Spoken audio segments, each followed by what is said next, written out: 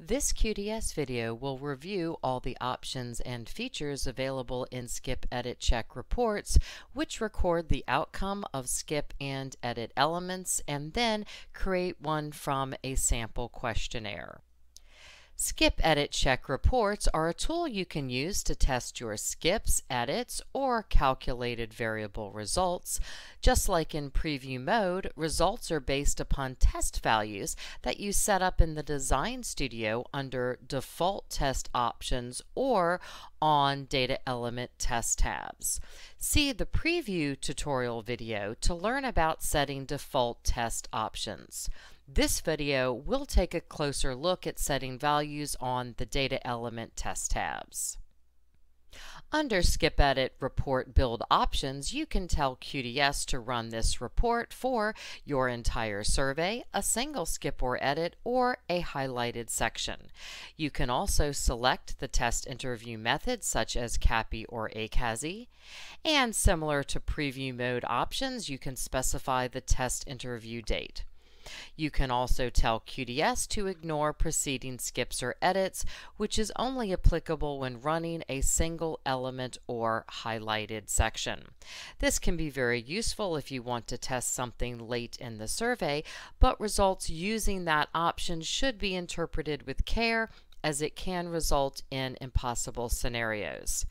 If you're using that single skip or edit option, you can also choose to automatically include the item ID and the report file name. Next, we will use a sample file to set test values, options, and then produce reports. In our example file, we have multiple skips and edits as well as some calculated variables. First, we'll take a look at producing a report that includes results for the entire survey. To review or change options, we can go to the main menu and then go to Options, Build, and then select Skip Edit Check Report. First, we can select the test interview method. We'll set that to CAPI. Note that the only effect with this is that data elements not applicable to that chosen mode would be excluded from the report. Next, you can specify a test interview date if you would like, and you can change that. That's very useful for testing skips, edits, or calculations that reference a calculated today's date automatic variable. Then, under Include, in that box, you can select, as we mentioned, entire survey, highlighted section, or single skip or edit. We're going to leave that selected to entire survey for this example. Note that these other options down here are currently disabled because they're only applicable for those other include types. After you've selected your options, click OK. To build the report, you'll go to your menu and go to Build, SkipEdit Check Report, and then note you could also set options from here by clicking on that Options button. We've already done that though, so then we can just specify our file name in the box. Note that by default it will just be the name of your survey plus Skip Edit Check Report, so we'll just leave that and then we'll go to Save. After you do that, it will ask you if you'd like to open it in your default word processor. When you have the option set to include the entire survey, then results for all data elements and automatic variables will be included, as well as for all of the skip and edit elements. There are columns that list identifier, which would be the question number or the item ID for skip or edit elements, and then you have variable names, numeric codes, display values, and minimum and maximum values are displayed where those are applicable. Note that these values here that you see are those default test values for that particular response type, since no changes have been made yet on the individual data element test tabs. We'll be doing that next. For example, the lowest allowable value for subject was 1000. For gender, it was male, and for date of birth, it was 1/1/1950. You'll see that our skips or edits are listed in gray boxes showing what the condition is and then the result. For example, for skip 1, the condition was if education was not equal to 6. Since the result, as you can see up here, was 1, then the result for that was true, indicating that it will skip the next item. If we go down to take a look at another skip, we'll see that since the ever smoked cigarette response was yes, then skip 3 results in false, so it will not skip and it'll just go ahead and branch to the next element. And then we continue through the report. We can see the results for all of the items. While this can be very useful for testing and documentation, you'll often need to test just a single skip or edit using specific test values, and we'll show that next. In the tobacco use section of our survey, we have a skip and an edit, and for the edit element, it's checking that the number of cigarettes smoked yesterday is not greater than the number smoked in the past 7 days. So what we want to do is enter specific test values for the variables referenced in that edit. So first we'll go to cigarettes smoked in the last 7 days, and we'll open that up, and then we'll go to the test tab, which is here. It's the third tab from the end.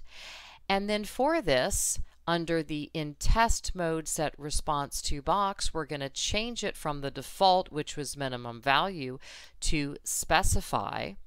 Once we do that, it does open up the specified values box where you can enter any valid response. Now, if we enter a value that we know is outside of what is allowed, we'll do that. We do get that warning message indicating to enter a valid response. So we're going to go ahead and change that. We're going to enter a value of 7. That's going to be our test value. Next, we're going to go to that number of cigarettes you smoked yesterday item. Again, we'll go to the test tab. We'll change the mode to specify from the drop down. And now to test out triggering that edit, we're going to enter an 8. Then the next thing we do for creating a single skip or edit report is we're going to need to note the item ID for that particular edit. So if we open up this edit, we can see that the item ID listed here in the box is edit 1. Note that unless you enter a customized ID, QDS will automatically assign and update these IDs whenever your survey is validated. We're going to go ahead and click OK. Then we'll go again to Build, Skip Edit Check Report. At this point, we are going to select that Options button, and under Include, we are going to select Single Skip or Edit. And under item ID, we're going to enter the name of that edit we would like to test, which again, that was edit 1. Now, we want to automatically include that item ID in our report file name for documentation. So we're going to go ahead and click that box as well, and then select OK. And then we'll go to Save, and after that, we can open our report. In this report, you can see that only the variables that are referenced in the edit are listed, so it's a lot easier to quickly review. And then we also have the edit result here, which was true based upon the test values that we entered, because number of cigarettes yesterday, 8, was greater than 7. Then we also see our message text, which would be displayed, and the result, which was to loop back to question T3. Now we want to change one of our test values, for example, the number of cigarettes yesterday, on that test tab to a special value. Now we can do that from the drop-down box. We're going to change that to don't know. It's one of the allowed special codes for this particular item. And when we do that, that does gray out the specified value box since you only need to set that in the test mode box. And then once we do that, we'll go ahead and once again go to Build, SkipEdit, Check, Report. We're not changing any of our options, so we'll go ahead and say Save. Now, as you can see under cigarette yesterday, the test value we put in was don't know, and so the range now is listed from a minimum of 0 to a maximum of 96. This is where that minimum and maximum are applicable, and so you'll see numbers listed there, which was the allowable range. So our result for the edit is actually maybe, because the real value could be any number between 0 and 96. By default, both skips and edits that result in maybe are not performed. So in this case, it will branch to the next element. Note that it is possible to change the default behavior for maybe by modifying options on that skip or edit element. Sometimes, however, you may wish to test a group of items at one time, and we're going to take a look at that next. In our sample survey, we also have a section towards the end about pregnancy. It includes a couple of skips. The first of those references both gender and age questions, which are at the beginning of our survey. This particular skip element indicates to branch to the end of the section if gender is not equal to 2, or that is female, or age is greater than 50.